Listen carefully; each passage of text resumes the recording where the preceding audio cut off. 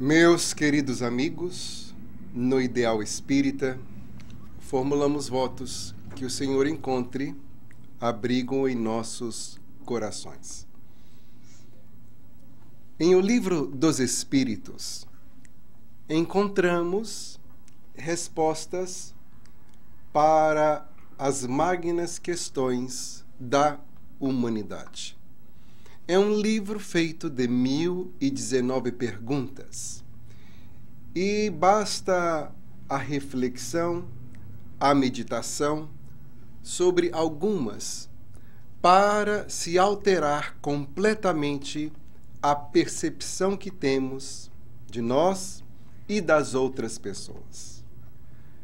Mas para isto é necessário uma maturidade psicológica para compreendermos que somos nós os criadores da nossa dificuldade, tanto quanto somos nós a solução das nossas dificuldades.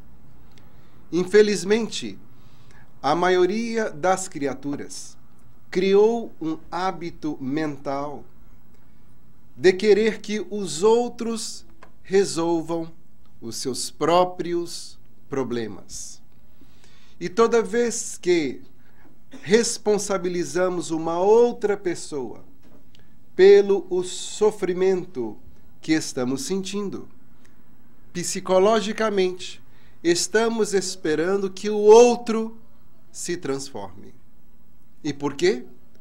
Porque aonde encontramos a causa do nosso problema é aonde encontra-se a solução do problema. Exemplo: se o teu carro está com a bateria em defeito, qual é a causa do problema? A bateria. Qual seria a solução do problema? Modificar a bateria. Onde eu encontro a causa é também aonde está a solução do problema. Logo, se eu acuso o meu ex-marido de ser a causa do meu problema, aonde está a solução? Na modificação dessa criatura. Se eu acuso o meu chefe sendo a causa do meu problema, qual é a solução?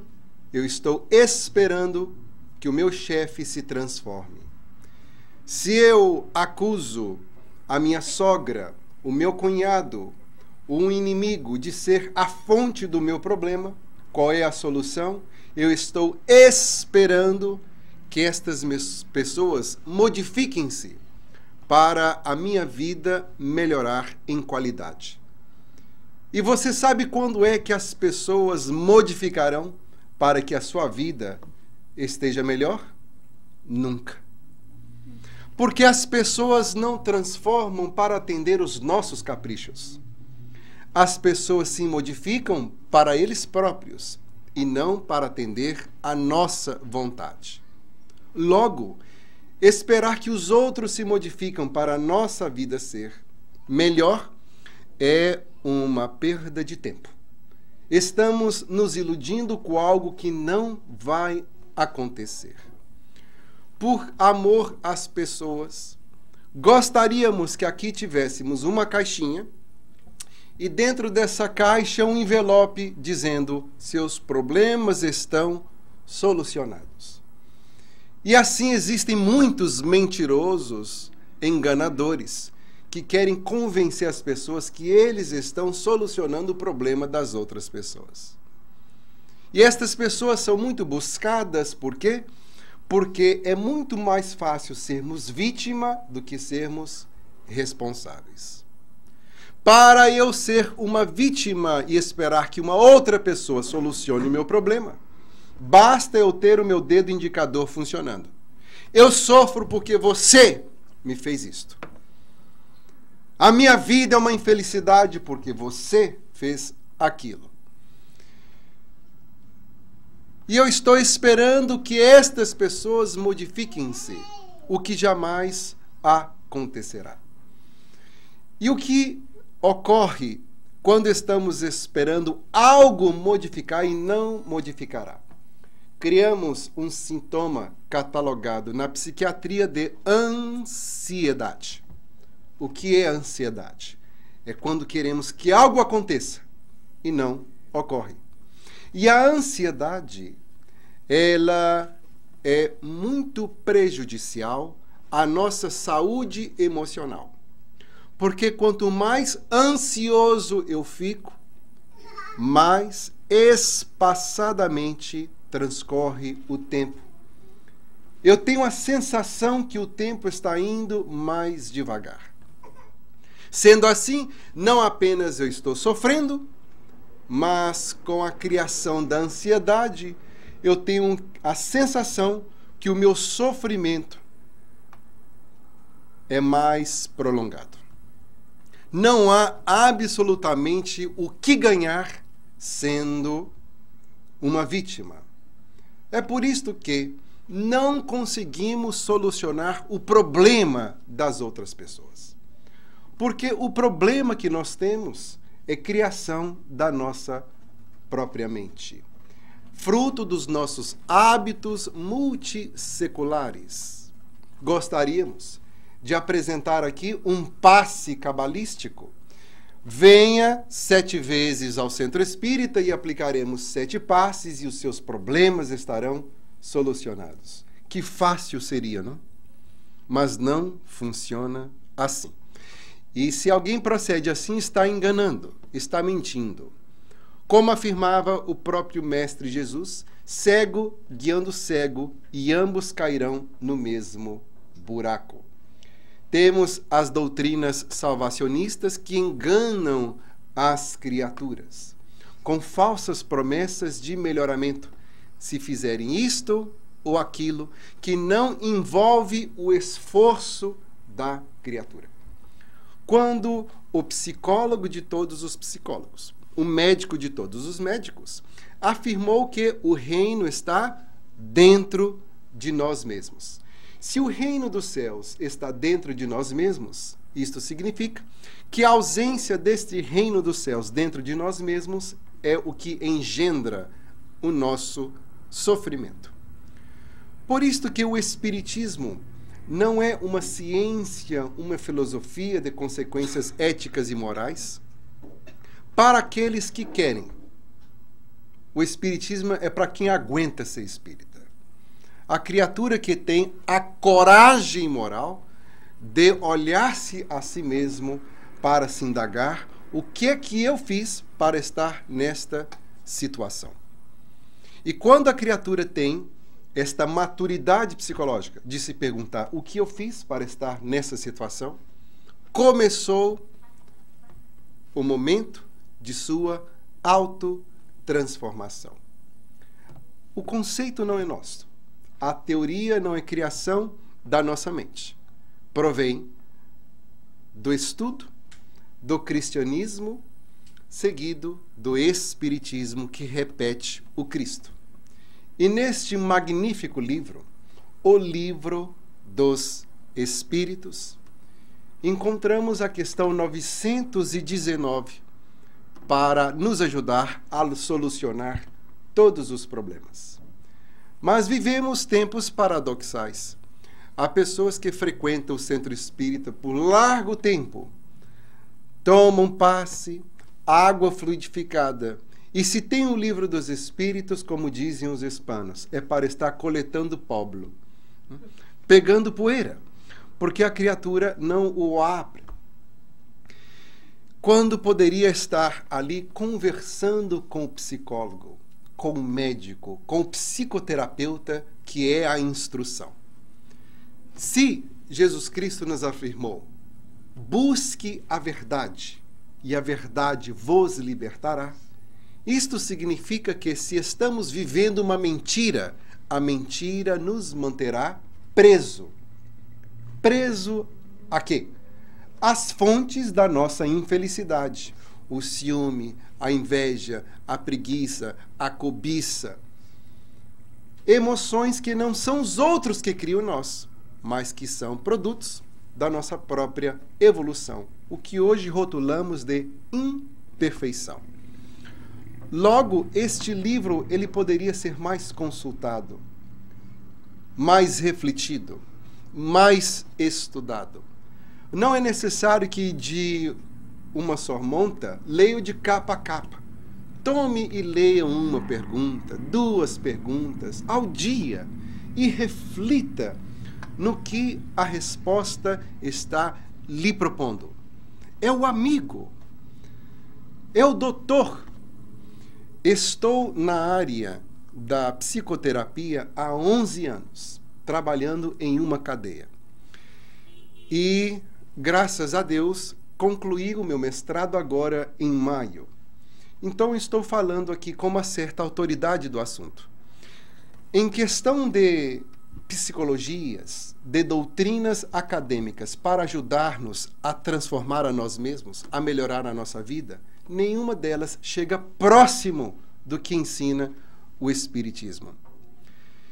Sem nenhum ar de presunção, estar na escola e escutar os professores falando era quase uma tortura. Uma tortura não porque era muito difícil, pelo contrário, extremamente fácil. Porque o conteúdo que ensina o Livro dos Espíritos é algo tão avançado que quanto mais conhecimento se tem, mais material se retira de aproveitamento. Encontramos ali material de várias ciências, da paleontologia, antropologia, química, biologia, antologia. Mas quando se fala das ciências humanas, psicologia, o Livro dos Espíritos é magnífico no que tange os problemas que nos impedem a felicidade.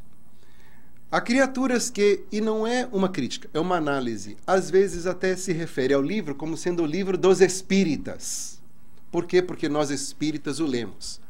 Mas Allan Kardec teve a elevação de intitular o Livro dos Espíritos, fazendo uma referência que o livro é dos espíritos.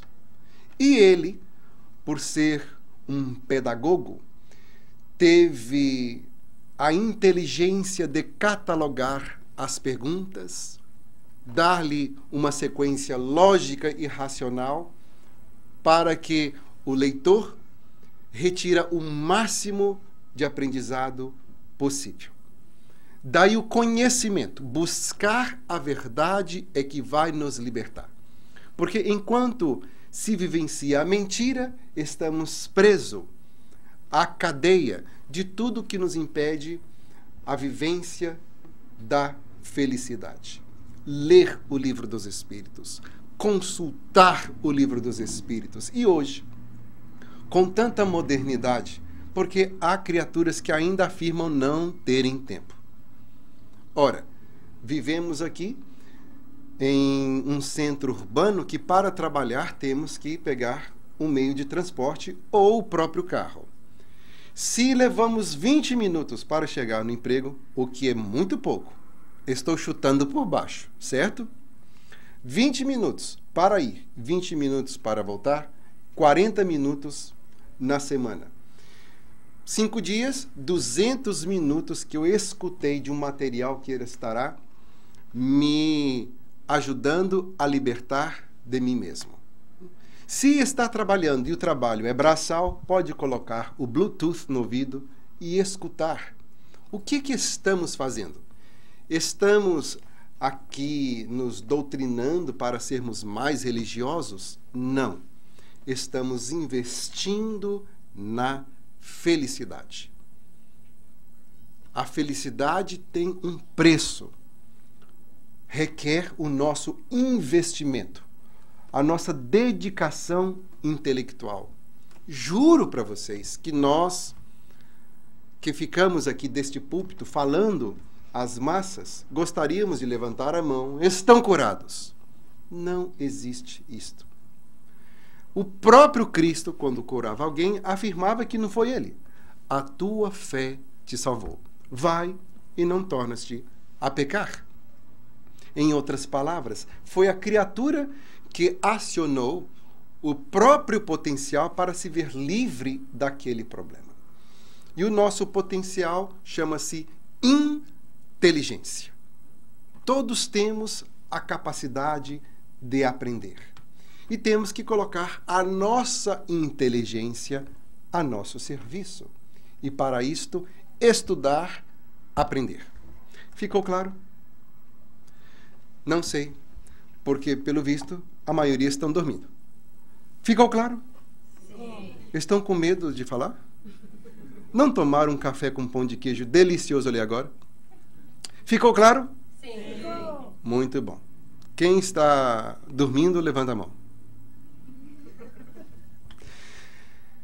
Então, a pergunta 919, ela, se meditada, refletida, compreendida, já nos ajudará e muito.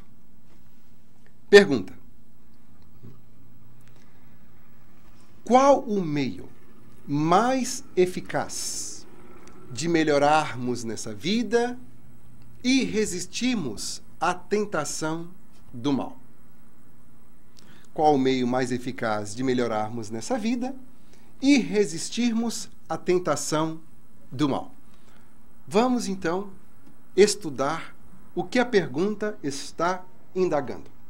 Primeiro, qual o meio mais eficaz de melhorarmos nesta vida?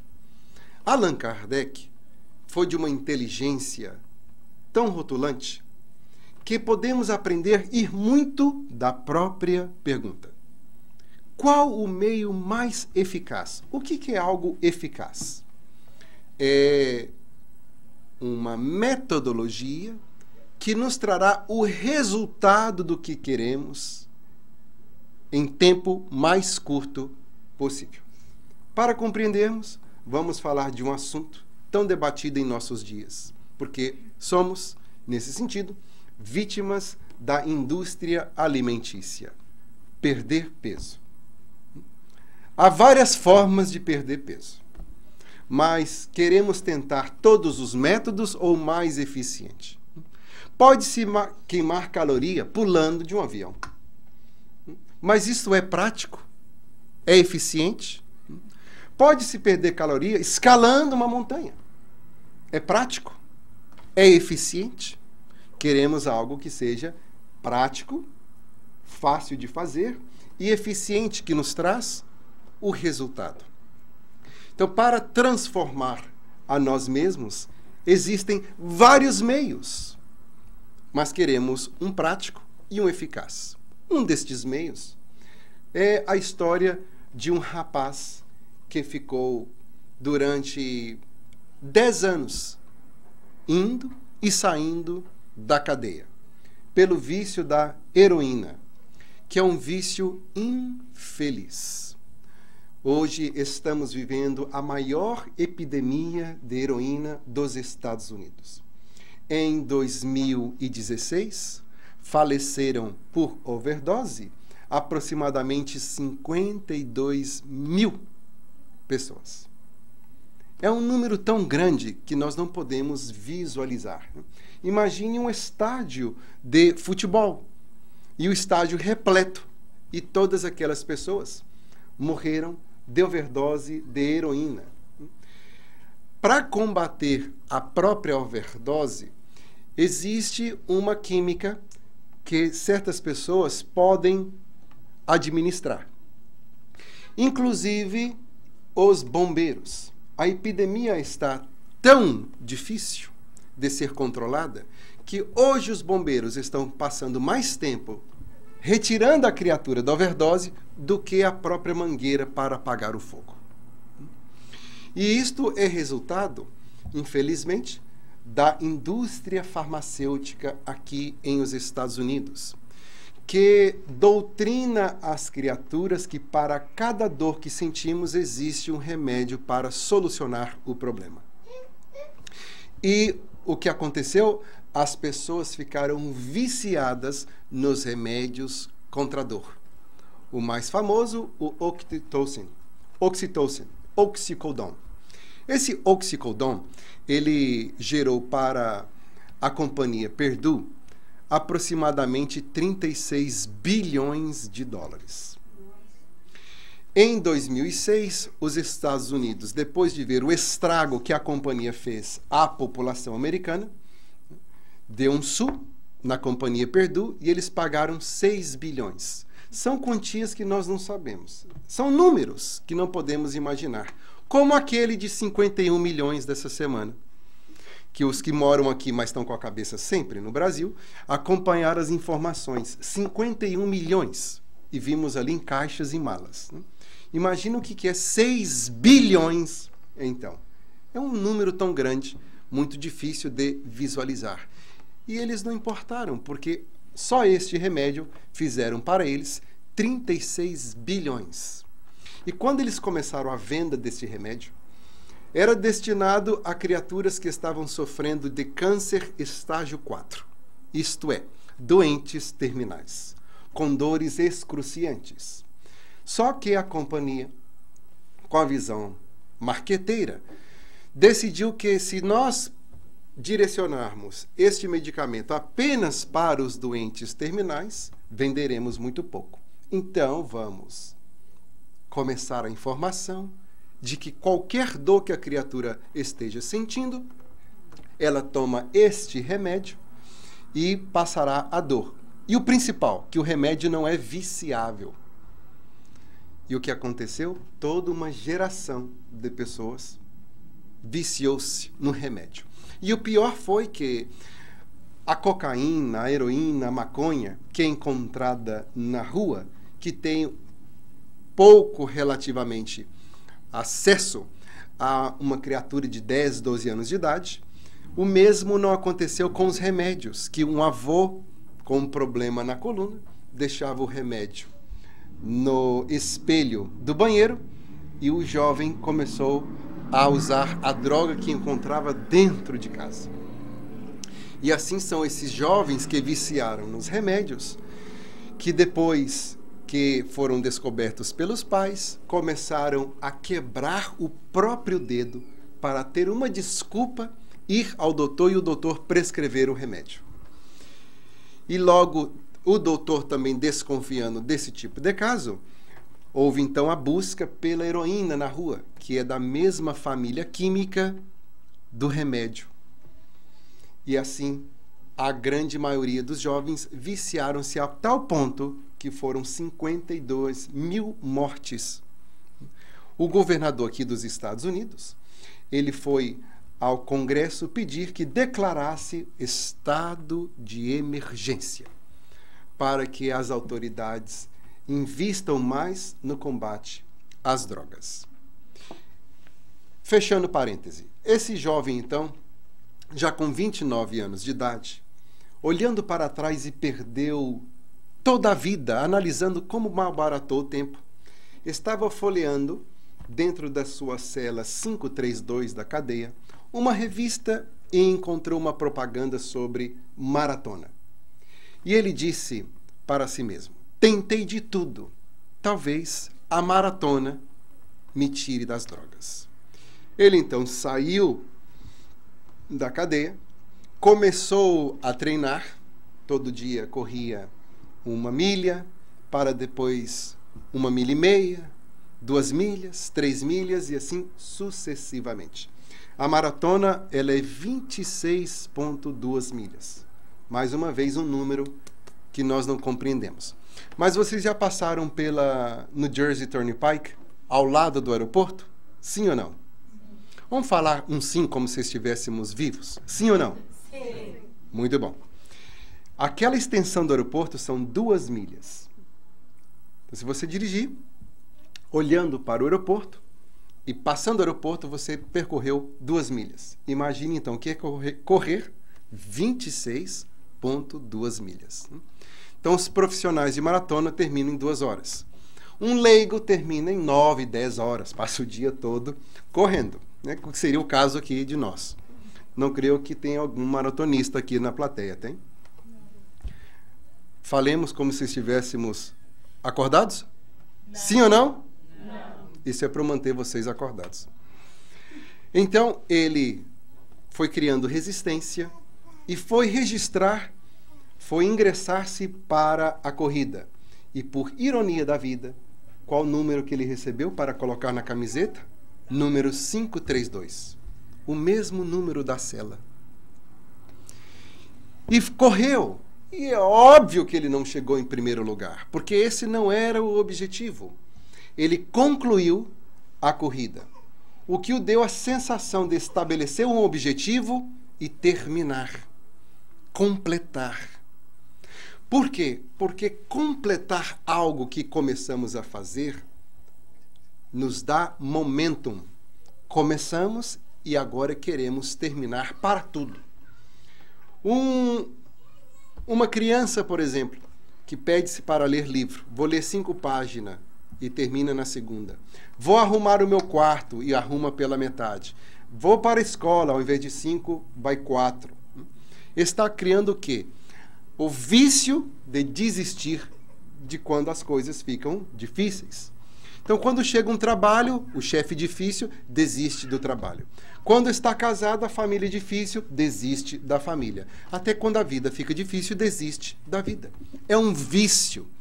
Então, quem estabelece o objetivo completa, dá a sensação que eu posso, eu sou capaz. E ele concluiu e logo conseguiu sair do vício. Concluímos então. Correr maratona é um meio de transformar-se a si mesmo? Sim ou não? Sim. É um meio prático e eficaz? Não. Muito difícil correr uma maratona. Então, aprendemos o que é prático e eficaz. Vamos aqui à segunda parte da pergunta, que é resistir às tentações do mal. Sabemos no Espiritismo que o mal não está personificado em um ser. Não existe o diabo, Satanás. Isto são histórias para crianças espirituais fingirem que estão seguindo. O que existe são espíritos imperfeitos no plano espiritual que continuam praticando o mal por ignorância da verdade. O mal aqui não é uma pessoa. Resistir ao mal é algo que nos causa o mal. Por exemplo, alguém que tem diabetes não pode comer açúcar.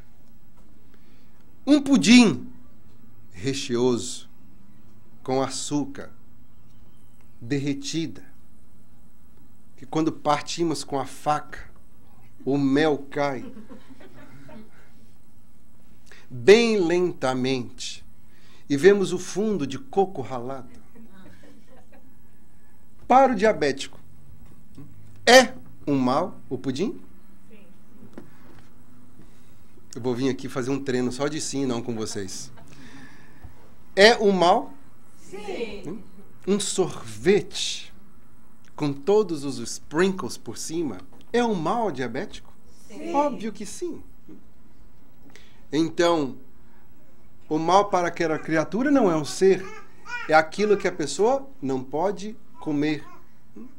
E quem sofre de pressão alta, que tem que resistir ao sal, um churrasco bastante temperado, é um mal aquela criatura? Sim. Tem um dito popular brasileiro, até um pouco chulo, que é conhecer uma pessoa como 1 quilo de sal com a pessoa. Já escutaram isso? Sim? Veja que, hoje em dia, a dieta do brasileiro, isto é, o que está comendo, está tão prejudicial à saúde que esse quilo de sal já não vale para mais nada. Porque creio que em 3 meses vão acabar com o quilo de sal. Porque se coloca muita sal na comida. E quem acompanha os números da saúde dos brasileiros podem notar o como caiu a saúde. Aumentou demais os casos de hipertensão. Colocando muito sal na comida, o corpo absorve o sal. Com a absorção do sal, a absorção do líquido. E literalmente ficamos com o nosso sistema de irrigamento do corpo, o sistema sanguíneo, com excesso de líquido.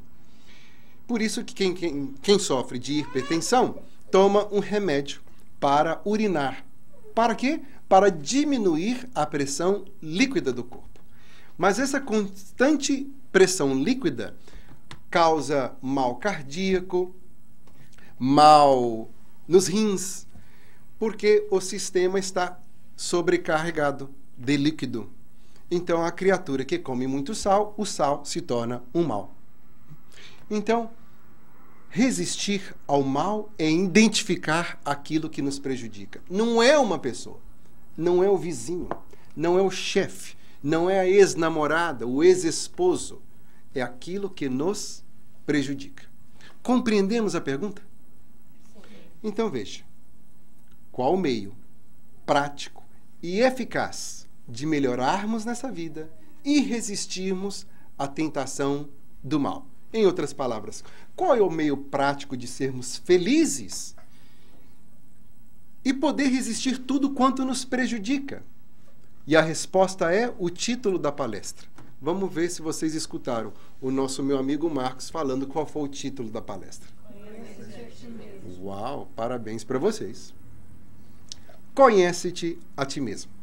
Então a resposta é: um sábio da antiguidade já vos disse, conhece-te a ti mesmo. Veja que se um sábio da antiguidade já nos disse, significa que faz muito tempo que sabemos qual é a solução dos nossos problemas. Não é de hoje. O sábio da antiguidade, eles se referem a Sócrates, que foi um filósofo grego. E ao ir no templo de Delfos, ele encontrou no frontispício do templo esta frase e ele adotou como filosofia de vida: conhece-te a ti mesmo. Então a pergunta é: o porquê que conseguir a felicidade e resistir tudo aquilo que me prejudica, eu tenho que conhecer quem eu sou? É porque como podemos consertar algo que está quebrado se ignoramos que precisa de conserto? O que eu vou melhorar em mim se eu ignoro o que eu preciso melhorar em mim? É por isso que eu conhecendo a mim mesmo é a forma mais rápida de eu ser feliz e resistir tudo aquilo que me prejudica. Mas o que aconteceu? Através dos tempos, como conhecer a nós? Significa que vamos identificar um problema e isto exige trabalho, esforço, suor. Temos criado, através da história, vários mecanismos de mentira para nós mesmos. Temos mentido para nós para não identificar em nós aquilo que nos perturba. Por quê? Porque se eu identifico em mim mesmo o que me prejudica, isto exige de mim trabalho, esforço pessoal. Agora, se eu fico na eterna posição de vítima, você que fez isso comigo, eu sou infeliz por você, quem é que tem que se modificar? As outras pessoas. Eu fico balançando na rede da vida, acusando o mundo por aquilo que me acontece e permaneço exatamente como sou. Só que enquanto eu permanecer, enquanto eu sou, vou levando as bordoadas. Vou levando muito sofrimento para despertar e dar-me conta que a causa do problema sou eu mesmo. Então, conhecer a você mesmo é a chave da sua felicidade, para também resistir tudo quanto você prejudica. Por que é tão difícil conhecer a nós mesmos? Esse é o nosso objetivo existencial. Por que é tão difícil? Porque exige esforço de nós mesmos. Dá trabalho. Acusar os outros dá trabalho? Nenhum. Enxergar o defeito em nós e corrigir? Muito trabalho. Então a pessoa, às vezes, afirma: eu sei que eu vim aqui na Terra fazer alguma coisa, eu só não sei o que é. Está aí, estamos dizendo. A sua missão é a sua transformação. Você se modificando para melhor atingiu o objetivo da sua existência. Agora é muito difícil, porque nós temos criados mecanismos de mentira para não fazermos este esforço, o trabalho. Por exemplo, O ciúme é muito prejudicial à nossa felicidade. Lemos no Evangelho segundo o Espiritismo que o ciúme, ele é uma das fontes de desgraça no mundo. O ciumento é aquele que jamais está feliz. Por quê? Porque na ausência do objeto que lhe pertence, porque é assim que o ciumento vê a outra pessoa, um objeto que lhe pertence, logo o ciumento está elucubrando o que o outro pode estar fazendo.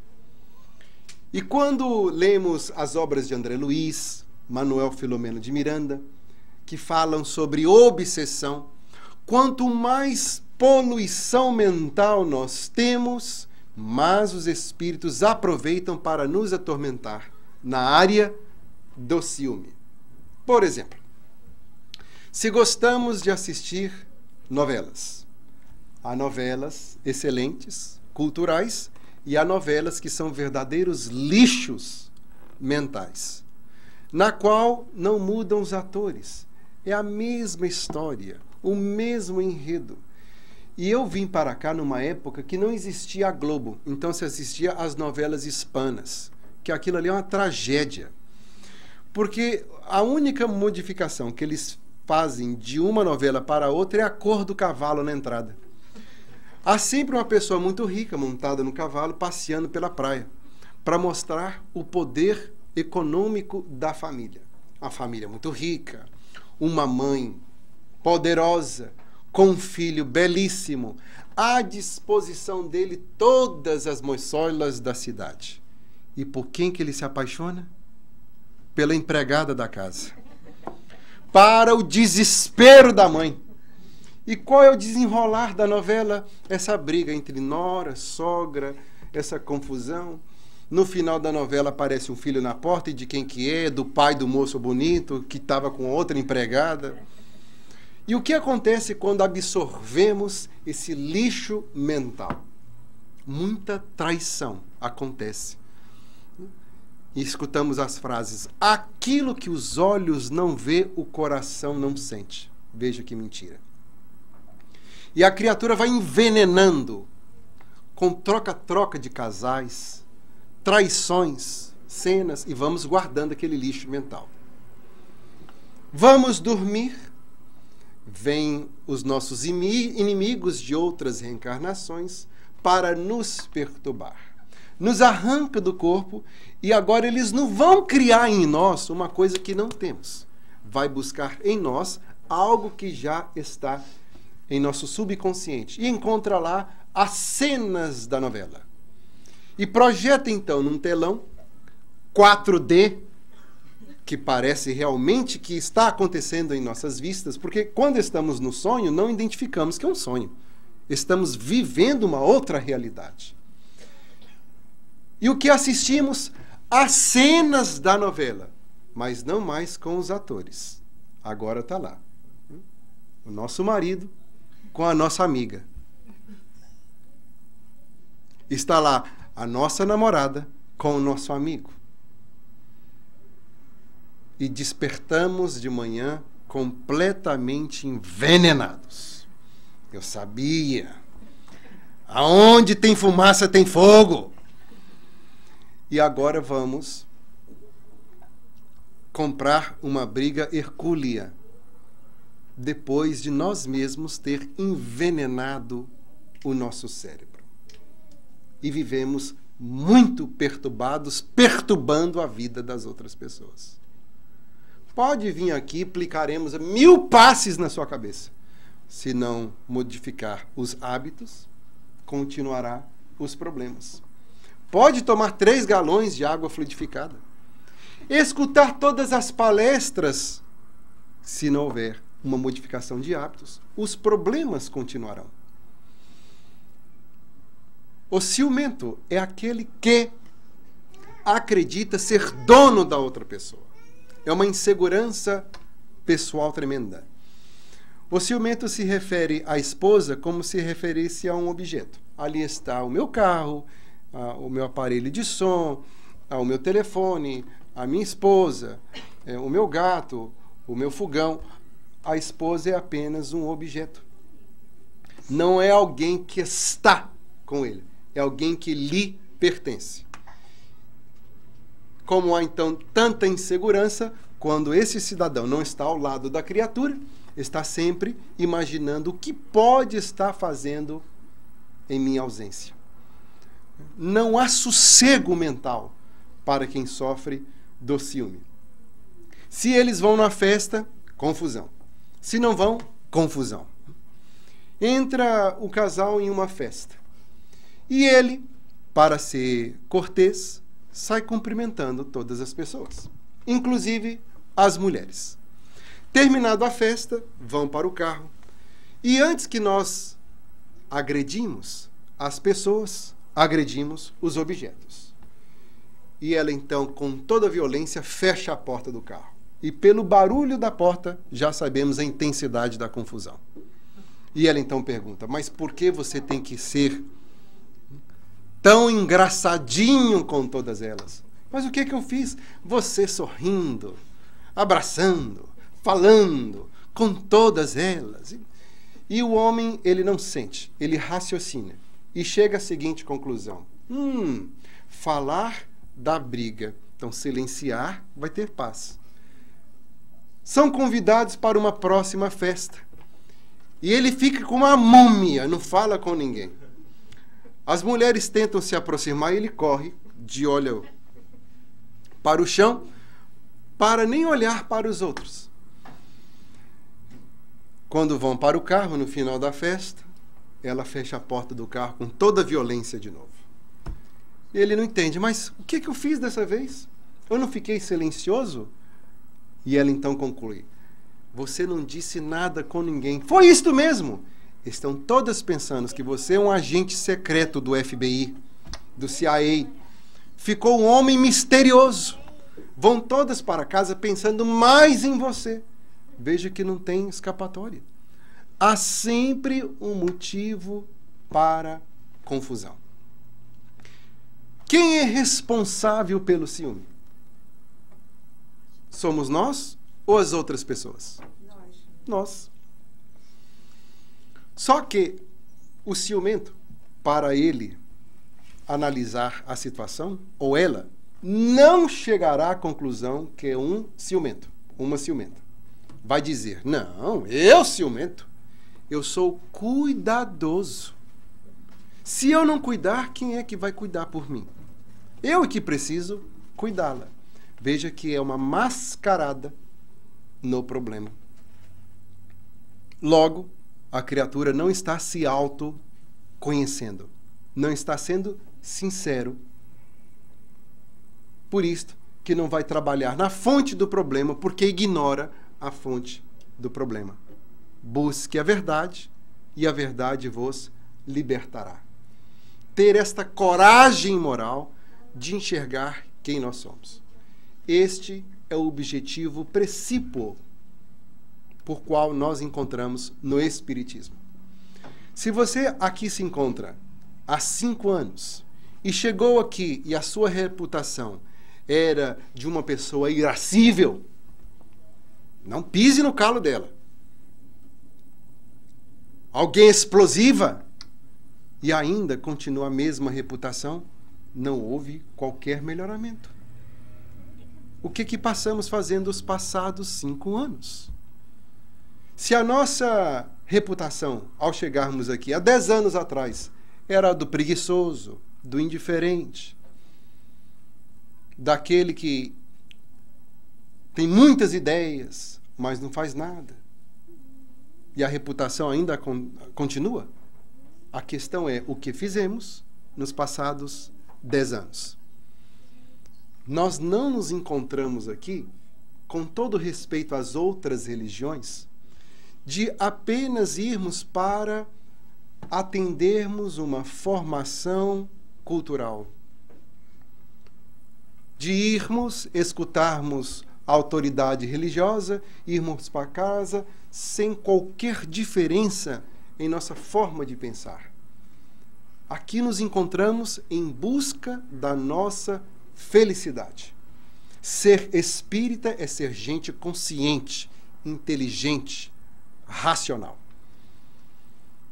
para que venhamos a saber como viver bem, utilizando dos tesouros dados por Deus para o nosso enriquecimento. Que tesouros são esses? Inteligência, saúde, tempo. E temos aqui a informação espírita para nos ajudar a enriquecermos ainda mais da paz e da felicidade através do desenvolvimento do nosso potencial. Gostaríamos, repetindo, de solucionar o problema de todo mundo. Mas a solução do problema está em nossa compreensão do que precisamos de fazer para a nossa autotransformação. E ao realizarmos esta autotransformação, experienciaremos aquilo que todos nós desejamos: a paz, a base da felicidade. Conta Humberto de Campos, através da psicografia de Chico Xavier, que depois de um dia de muito trabalho junto com Jesus, Tiago perguntou: Senhor, qual é o nosso dever principal perante as pessoas e o Evangelho? Então Jesus narra a seguinte história: que em um dia de muita chuva, as pessoas correram para um grande casarão. E estava muito escuro, e elas começaram a se debater, a gritar, a correr de um lado para o outro, buscando a saída.